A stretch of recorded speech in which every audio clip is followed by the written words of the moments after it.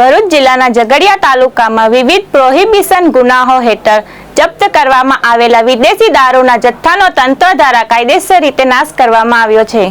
Jhagadia GIDC ખાતે યોજાયેલી આ પ્રક્રિયામાં મદદનીશ પોલીસ અધિક્ષક અજયકુમાર મીણા અને ઝઘડિયા તાલુકાના એચડીએમની પ્રત્યક્ષ હાજરીમાં વિદેશી દારૂઓની બોટલો પર રોલ ફેરવી તેને તોડી પાડવામાં આવી હતી।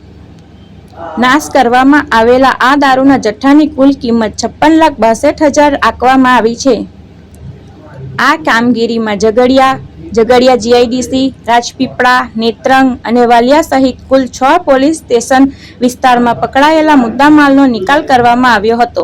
પોલીસ અને વહીવટી તંત્રની સંયુક્ત દેખરેખ હેઠળ કુલ 27,723 બોટલ પ્રતિબંધિત વિદેશી દારૂઓનો સંપૂર્ણ નાશ કરવામાં આવ્યો હતો।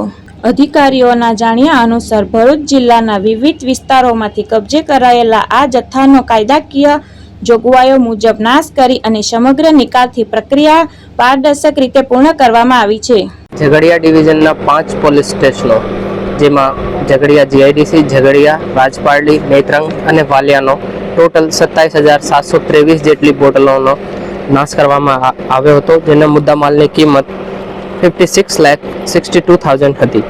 આમાં આપણે એસડીએમ સાહેબની અધ્યક્ષતામાં અને પ્રોહિબિશનના અધિકારી પણ હતા અને પ્રોપર પંચનામો કરીને આપણે 56 લાખ જેટલા રૂપિયાના મુદ્દામાલનો નાશ કરવામાં આવ્યો।